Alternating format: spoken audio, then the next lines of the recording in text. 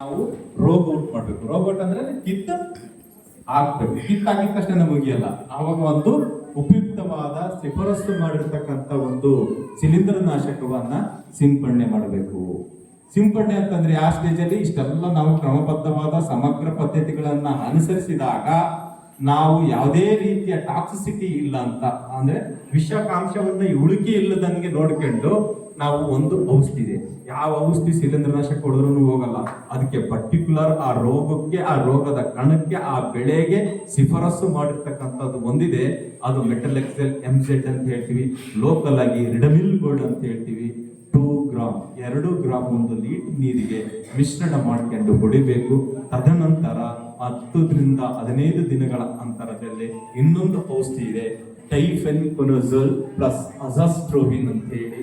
ಅದು 1 ml 1 litre ನೀರಿಗೆ ಹೊಡೆದ್ರೆ ಮಾತ್ರ ಈ ರೋಗವನ್ನ ಸಮಗ್ರವಾಗಿ